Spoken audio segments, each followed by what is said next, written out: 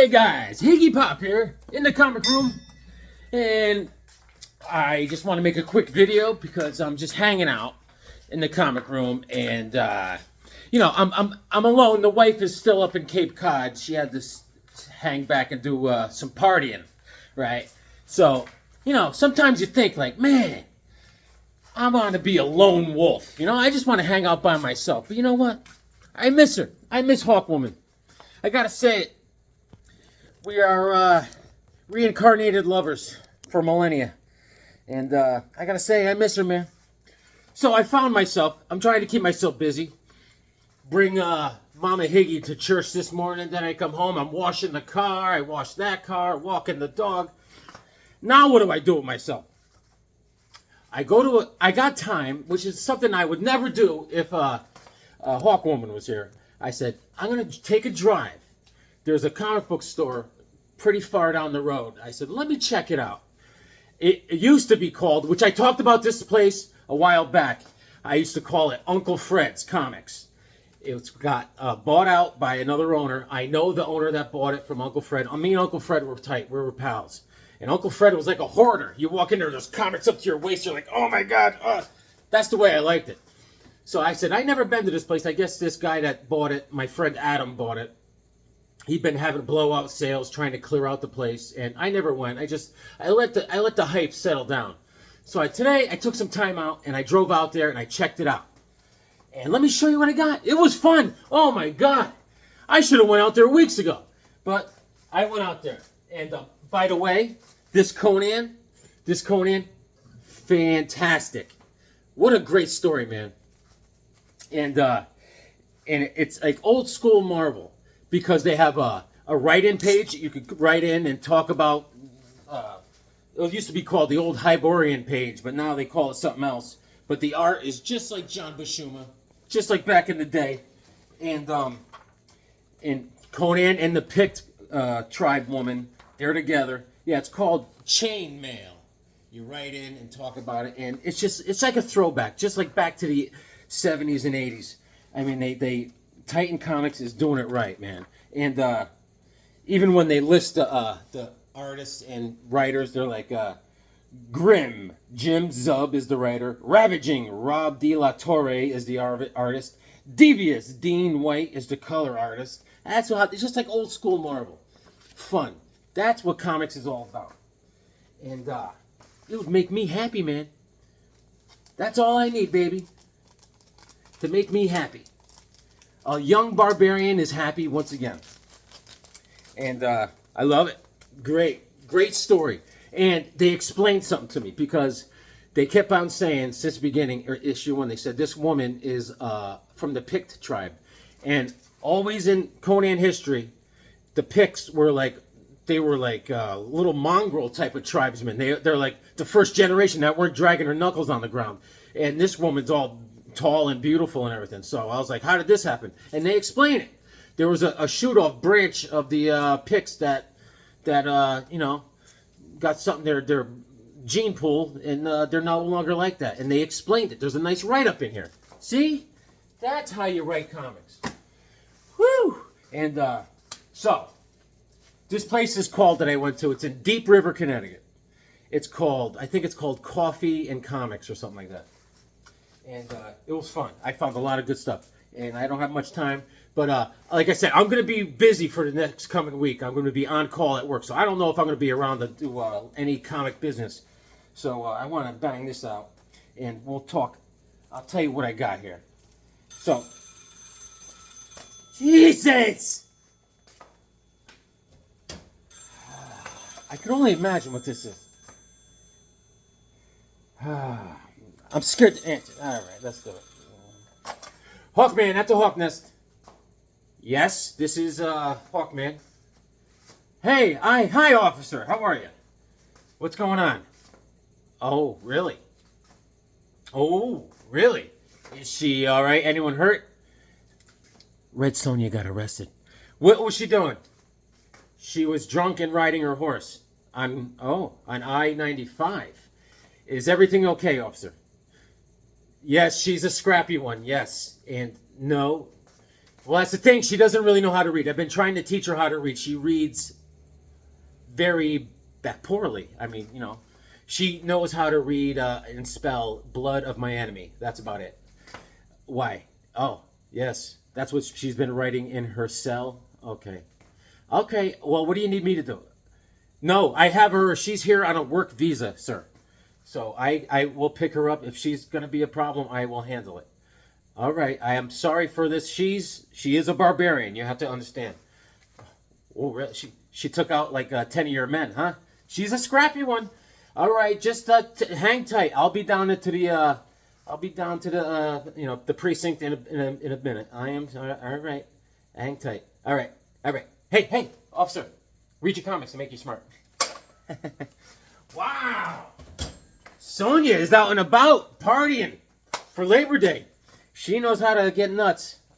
Well, anyways, let's bang through these. All right, so I'm a big Richard Dragon Kung Fu Fighter nut, and I found issue number 2. And all of these were cheap. He had them all priced, and the place, like I said, it used to be like a hoarder lived there. It was like aisles used to slide through. This place is cleaned out, and there's just very organized and not a lot going on in there, but I liked it. And this was like $2. I was like, man, I'm on it. This is July of '75, and I think Rick Estrada does a lot of the art, but... Oh, the cover's by Alan Weiss and Al Milgrom. All right, and the writer's Danny O'Neill, and the art inside, this is very rare, is done by Jim Starlin. So it's awesome, man. Very cool, very cool. And I'm almost done with this run because look what happened. Issue number 7, Richard Dragon Kung Fu Fighter. Awesome. This is April '76. And Dick Giordano's on the cover. There's Lady Shiva. And Rick Estrada. And Wally Wood is doing the inks on the inside. Rick Estrada does the art in a lot of these. But Wally Wood also does a lot of inks in this run. So it's very cool. Very cool. I mean, you've got people like Jim Starlin coming in to do art. Wally Wood is doing inks. I mean, this Richard Dragon is awesome. The Bronze Tiger, Lady Shiva. I love it. I mean, sure, Marvel has its Iron Fist, but, man. And one of these days I'll show you. I have a run from like the early 2000s of Richard Dragon Kung Fu Fighter, and it's awesome read. It's not the kind of art I like, per se. It's good, but it's definitely not Rick Estrada and Jim Starlin.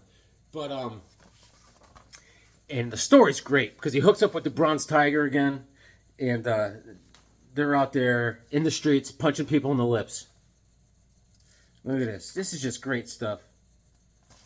Just great stuff. This is all Jim Starlin. Oh, Starlin. Oh, Starlin. Look at Lady Shiva. She's throwing the ninja star. Shuriken! When I was growing up as a teenage kid, that was the big thing. Yo, man, I ordered a ninja star in the mail. Good for you. Good for you, pal. Don't hurt yourself, okay? Yeah. So Red Sonja got into a little bit of a scrap, huh? I told her the other day when she was leaving. I said, don't drink and ride that horse. Barbarians, you try to raise them right. You know what I'm saying? There's Lady Shiva. She is a lethal weapon, man. Yeah. So this is very cool. I'm almost done with this run because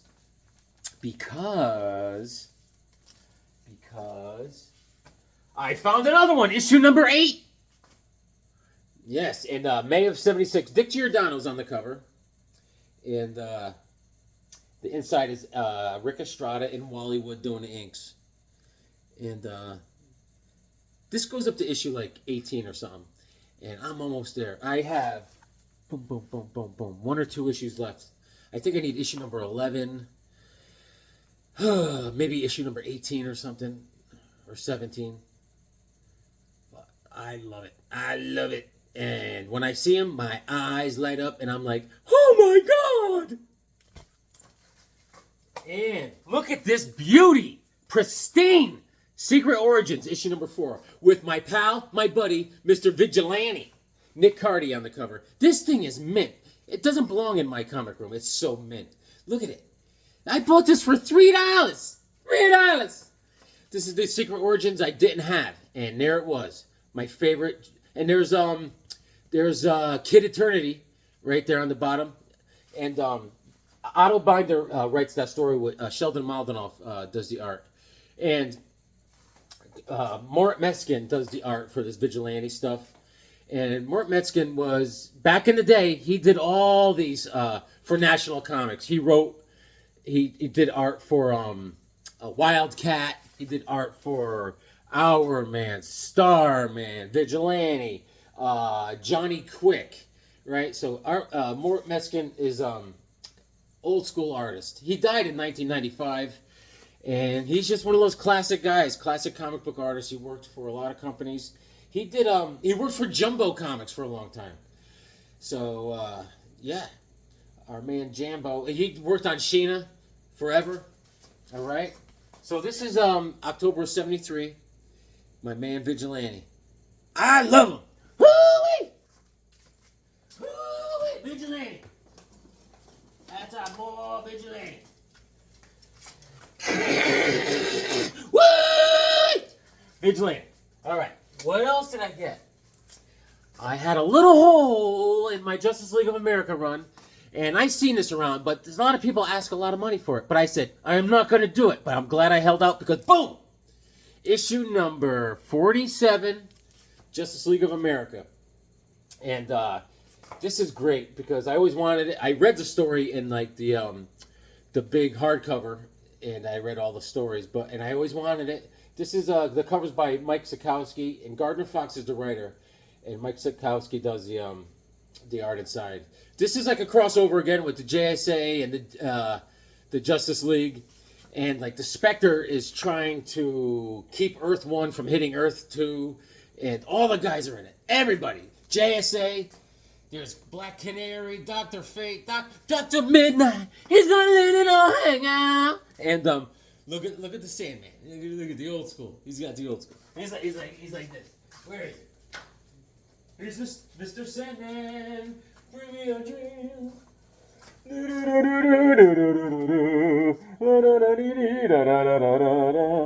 Yo yo yo yo yo yo yo yo yo yo, Mr. Sandman. Ooh, ah. Anyways, so I'm very happy to own this. I need my wife back. I never thought I'd say it. I'm losing my mind here.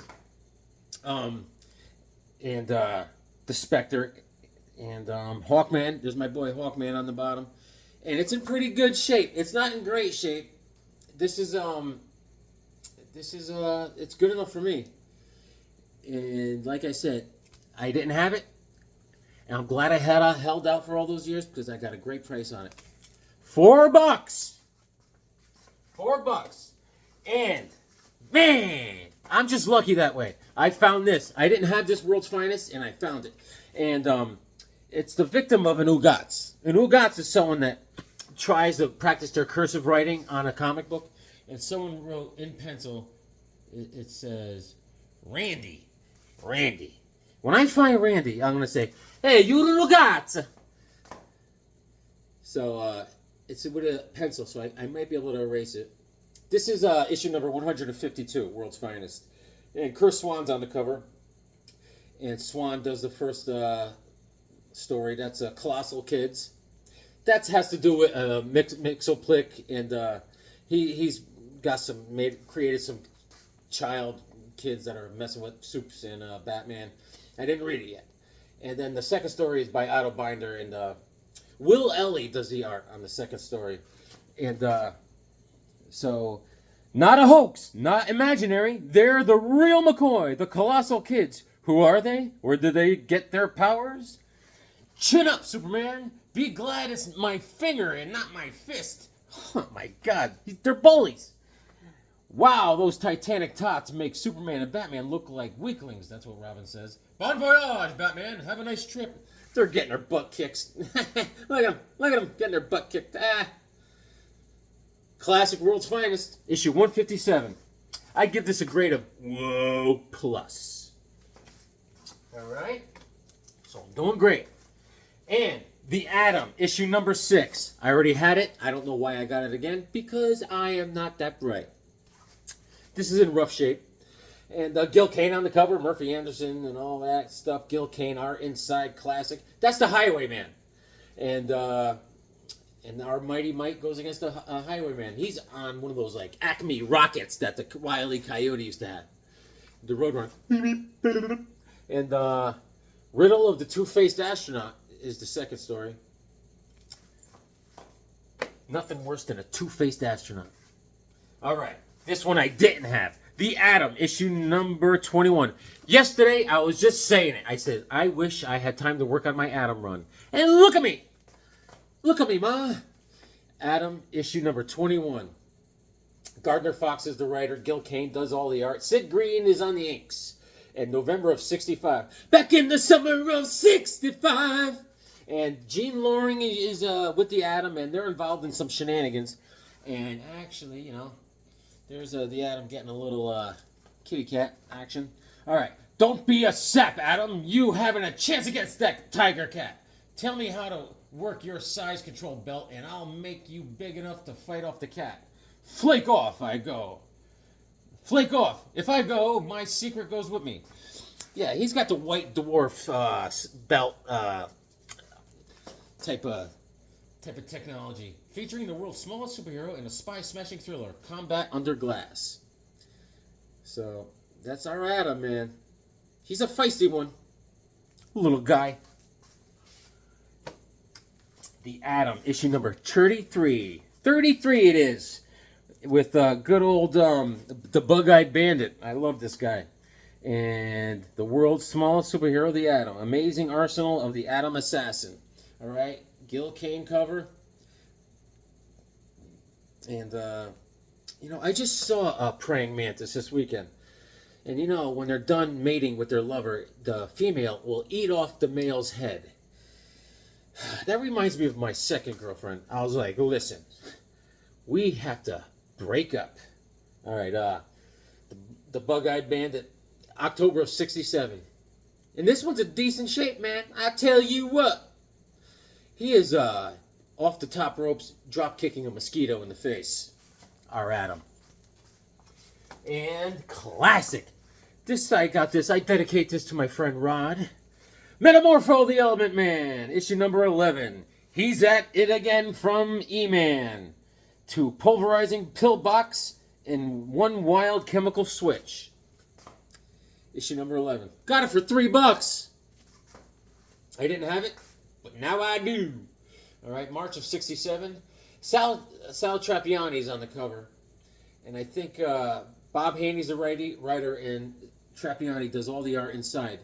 And it almost looks like a freight art, but it's Trappiani in there, and it's got everyone: Rex Mason, Simon Staggs, Stephanie Staggs. You know, she's fighting Vrog Cole, the unmortal fanatical outlaw. Imagine that. It's really fun art, really fun. And if I had more time, I'd open it up. But this is just quick. Oh, yeah. Oh, yeah. Speaking of more on Shayna the She-Devil back in the olden days, this is adding to my Shayna the She-Devil run. This run goes up to issue number 5. I have issue number 1. Now here's issue number 3. It's in great shape, folks. The ground crumbling under my feet, but if I fall, I'll die. Precisely, She-Devil, for it is now and evermore the hour of the bowl. That is the Fear Bowl. She is the bowl god. She is free. And the John Bashuma does a lot of these covers, and it is fantastic. The inside art is done by Ross Andrew, and she saves like a game warden from getting eaten by an alligator. Yeah. And the art inside's pretty cool. It's pretty cool. And yeah, see, she's got the alligator in a suplex. She's like, yeah, mule. She's riding it like a bronco. And yeah, Ross Andrew on the art. Oh yeah, she's riding. She's like a bull rider. She's like, and she rode this thing for 8 seconds, and then she killed it. So she did get a brand new belt buckle. They awarded her. She's like, here we have a winner, alligator champion. And let's see, she got the dagger. She killed it to death. Killed it to death. Then she just got a nice pair of alligator boots. Shayna, man. Her name is Shayna O'Hara. Did you know that? Did you know that? And look at this. She almost fell into landed in the punji spears in the trap. But she's too wily. Too wily. Look at her. Action. Scaling walls. That's our girl, Shayna. Shayna O'Hara. And while I was there at Coffee and Comics, it's called, I found issue number 5, the last issue in the series, and John Romita is on the cover. John Romita. And Steve Gerber is the writer. Actually, I think John Romita was on the last cover too. Did I say John Buscema? Estonado, umbleago. And yeah, Ross Andrew does all the art inside. Yeah, so Steve Gerber wrote this.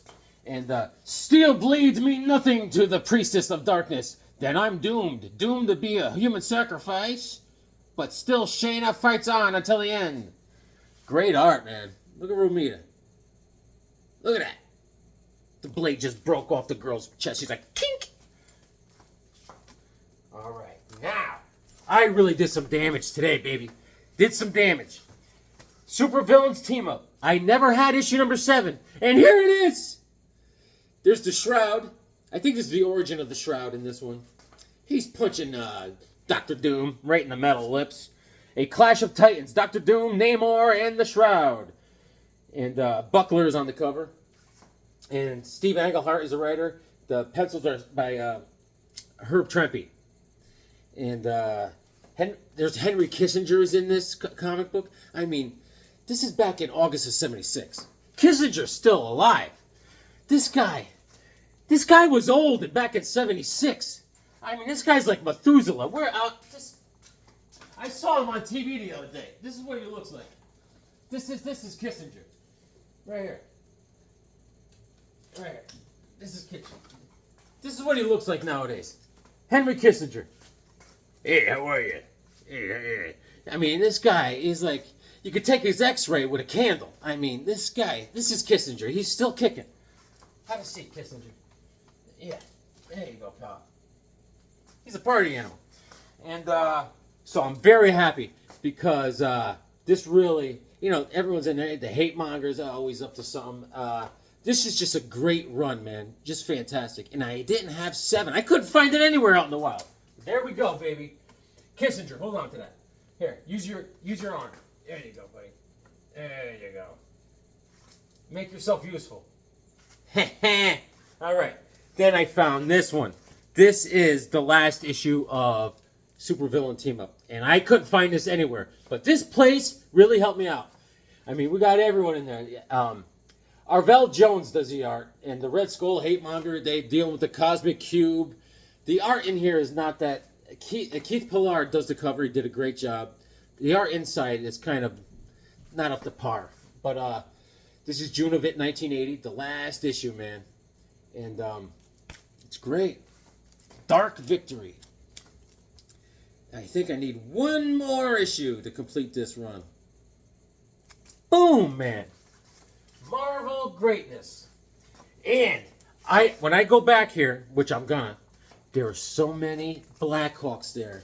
So cheap. I'm going to get them. But I went up to the register and then she's like, yeah, it's $39. She goes, if you find another comic for $1, this was $1. I said, yeah, take this. And a lot of these Blackhawks were cheap over there. If you guys are in Connecticut, go there. It's Coffee and Comics or Comics and Coffee or something. It's in Deep River, Connecticut. And he's a friend of mine, Adam. Check it out. And this is April '68. Issue number 240. And, yeah, man. Then you got, everyone's on the cover there. Chop Chop. There's Chuck, Olaf, Hendrickson. Andre's on there. And The Perils of Blackie, the Wonder Bird is the second story. And He Who Must Die is in this story, too. Dick Dillon is on the cover. Bob Haney. And the pencils are by Dick Dillon inside. Classic Blackhawk, man. I'm a huge fan. I collect. And I got it.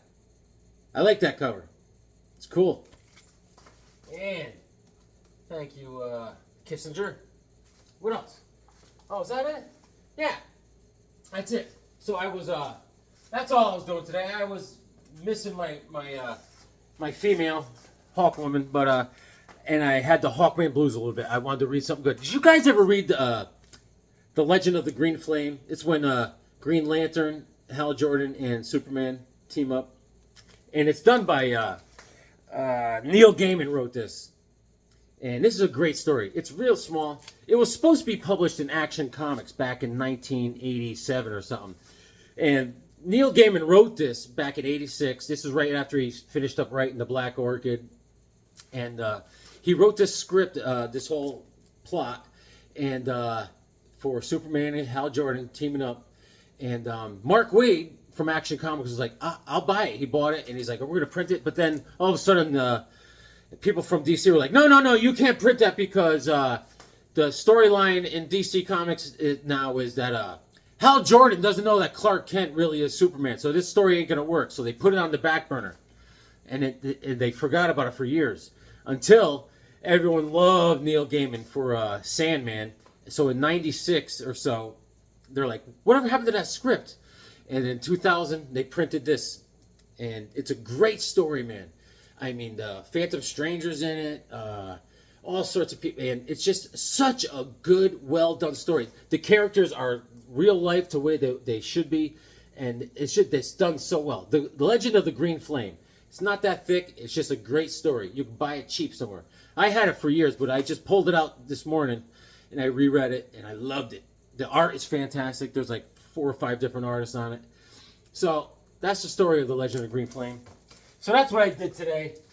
And I did all sorts. Oh, I did some more sketching. I drew the Blue Beetle, my favorite Blue Beetle, right? And I drew. What else did I draw? Here, I drew this. I drew this Hawkman. He's in deep thought. He took off his helmet and he's in deep thought. He's thinking. What else did I draw here? There is Blue Beetle. There's this. These guys just chilling out. I don't know. Some guy with a sword chilling out with a demon. And what else? I drew this guy. This ogre guy is choking out some dude. He's gonna choke slam him. And I drew. Oh yeah, I drew Hawkman with lion's mane. There's Hawkman. And there's lion's mane. And I drew this. I showed this to Rob Brown the other day.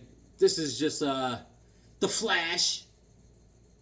And there's Mirror Master in the background. There's Hawkman coming in for the kill shot. What else we got? Oh yeah, I showed this to Rob Brown too. It's a werewolf. Ow! Werewolf London. His hair is perfect. It's a werewolf. He's jacked. This werewolf likes to do crunches. He takes a lot of pride in his abs. Guys, I just wanted to share real quick. I gotta go. Read your comics. I gotta go get Sonya out of the pokey and read your comics. They make you smart.